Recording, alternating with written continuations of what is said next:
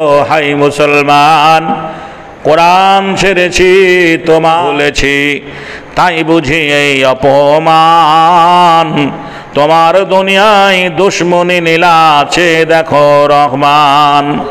বিদায় হজে আল্লাহর নবী বলেছিলেন, ভাই সব আজ যারা তোমরা এখানে উপস্থিত রয়েছ, যারা আজকের সভায় উপস্থিত হতে পারোনি, হাজির হতে পারোনি,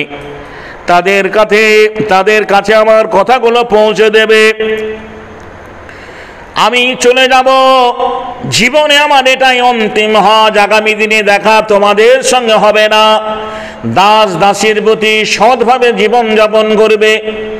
শ্রমিকের ঘাম শুকাবার আগে পয়সা মিটিয়ে দেবে। অন্যায় করবে না, শরীয়ত সম্মত চলবে, কোরআনকে তোমরা মেনে চলবে, হাদিসের অনুকূলে তোমার জীবনযাত্রা হবে।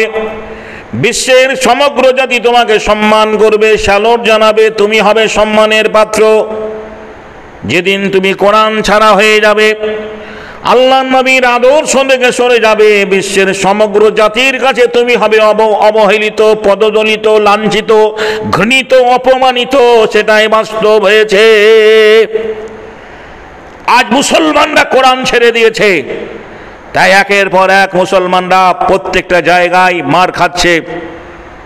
উত্তরপ্রদেশে হাজারো মুসলমানকে মেরেছে, আপনারা দেখেছেন। আমরা সোশ্যাল মিডিয়ায় দেখতাম, যোগী আদিত্যনাথের দেশে উত্তরপ্রদেশে মুসলমানদেরকে পিটিয়ে পিটিয়ে মারা হয়েছে। গোরক্ষকরা গোহত্যার নামে অনেক মুসলমানদেরকে ট্রেন থেকে নামিয়ে পিটিয়ে মেরেছে। অনেক মুসলমানকে ইলেকট্রিক পোলে, তবরেজ আনসারিকে ইলেকট্রিক পোলে চুরির দায় দিয়ে তাকে পিটিয়ে হত্যা করেছে। এগুলো আমরা সোশ্যাল মিডিয়ায় দেখেছি। কিন্তু আমি মুর্শিদাবাদের ছেলে, আজ মুর্শিদাবাদে দেখতে পেলাম এই বছরে 2025-এর প্রারম্ভে সুতি শামসেরগঞ্জ থানার অধীনস্থে বহুতাল বলে একটা গ্রাম আছে। ওই বহুতাল গ্রামের হাই স্কুলের একজন টিচার, একজন বোরখা পুরোহিতা, ইজাব পরা পুরোহিতা একটা মেয়েকে স্কুল থেকে বার করে দিয়েছে। আমরা শুধু তাই দেখলাম না, আজকের তাজা টাটকা খবর, বহরমপুর রেলগেট ফেরিয়ে গীতারাম হসপিটাল, এই গীতারাম হসপিটালের একটা 2.5 বছর ধরে একটা মুসলিম নার্স সেখানে কাজ করে। সেখানকার ডাক্তার বলেছে হিজাব খুলে তোমাকে আসতে হবে। জি, ওরা ওদের মা বোনকে ন্যাংটা বানিয়েছে বলে একটা মুসলমান মেয়েকেও তাকে উলঙ্গ করতে চাইছে।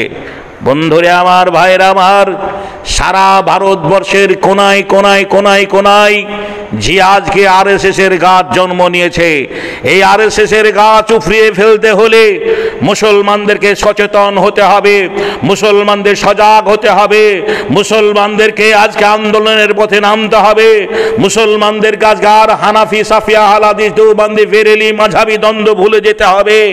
এক মুসলমান অপর মুসলমানের ভাই। সবাই আমরা আসুন অনহংকার দিয়ে নারাই তাকবীর বলে আমরা আগামী দিনে মাঠে কাফন বেঁধে নেমে পড়ি। বন্ধুরে আমার, ভাইরা আমার, যদি আন্দোলন না করেন, এ প্রতিবাদ না করেন, তাহলে যেমনি বহুতালের মেয়েটাকে স্কুল ইজাব পরিহিতা মেয়েটাকে স্কুল থেকে বার করে দিয়েছে, গীতারাম কলেজ থেকে একটা মুসলিম ছেলেকে সেদিন দাড়ি কেটে না আসার ফলে ওখানকার প্রিন্সিপাল তাকে স্কুল কলেজে ঢুকতে দেয়নি। সোশ্যাল মিডিয়ায় আপনারা দেখেছেন, একটা মুসলমানের দাড়ি রাখা ফরজ, দাড়ি রাখা সুন্নাত নয়, দাড়ি রাখা ফরজ।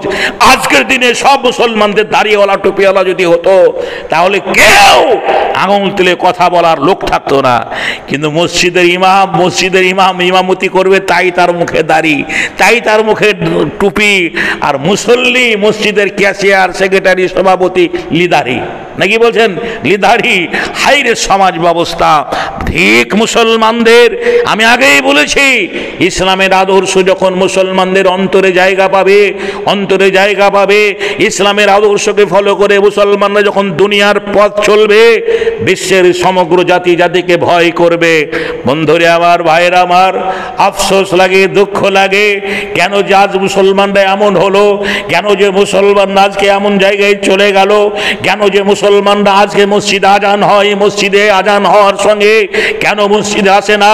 আল্লামা ইকবাল বলেছেন, দেতে হ্যাঁ আজান মসজিদ মে, রাতে হ্যাঁ তু মাকান মে, মসজিদ মে জানা ভুল গয়ে। আফসোস লাগে, আসরের আজানে চায়ের দোকানে মুসলমানরা আবঠি মারে, কি বলছেন, গল্প গুজব করে, পেপার পত্রিকা পড়ে। যারা যুবক তরুণ নওজোয়ান মোবাইল নিয়ে ব্যস্ত থাকে, আজান শুনতে হি নামাজ পড়নে গেলে তৈয়ার মুসলমানরা আজান শুনে মসজিদে আসে না। আফসোস, ধিক মুসলমানদের। যেখানে আল্লাহ রাসূল বলেছেন মুসলমান আর কাফেরের মধ্যে পার্থক্য নামাজে। মুসলমান যারা হবে তারা নামাজ পড়বে, অমুসলমানদের মধ্যে নামাজ থাকবে না। আসুন আমরা বিশেষ করে মুসলমানদের পায়ে হাত দিয়ে বলবো, যাদের প্রতি আল্লাহ নামাজ ফরজ করেছেন আমরা প্রত্যেকেই নামাজি হয়ে যাই, নামাজি হয়ে যাই।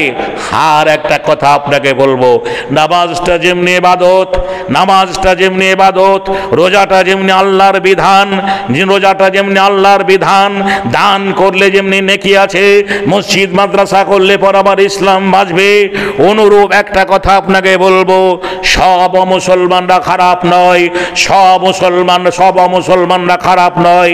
যারা আরএসএস মার্কা অমুসলিম, যাদের গায়ে আরএসএস এর চিহ্ন রয়েছে, এদের ব্যবসা লাটে তোলার জন্য তাদের বারান্দায় পা দিতে হবে না।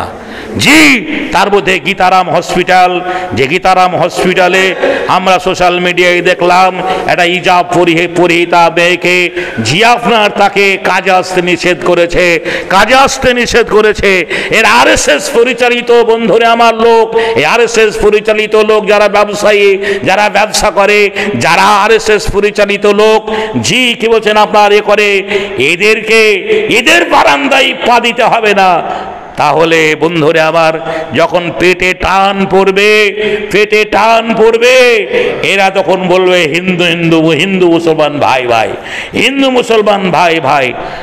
হয়তো আবেগে অনেক কথা আপনাদের সামনে বলে ফেলেছি, বন্ধুরে আমার, সময় নেই। সেই দিকে লক্ষ্য রেখে আল্লাহ রাব্বুল আলামিন বিশেষ করে আমি আমার কমের জন্য, আমি আমার জাতির জন্য, জাগো মুসলিম জাগো, জাগো মুসলিম জাগো, বাংলার মুসলমান জাগো, ভারতের মুসলমান জাগো। আর কতদিন তোমরা মরবে, আর কতদিন তোমরা মার খাবে, মার খেতে খেতে দেওয়ালে পিঠ থেকে গেছে। এসো আমরা মাথায় কাফন বেঁধে অহংকার দিয়ে একবার ইসলামের ছত্রছায়া এসে নারায়ে তাকবীর আল্লাহু আকবার বলে আমরা আল্লাহ রাব্বুল আলামিনের ডাকে কি বলছেন আবার সাড়া দিই। আল্লাহ রাব্বুল আলামিন সকলকে সারা শরীয়তের বিধান মতো মেনে চলার তৌফিক দান করেন। আমিন আমিন।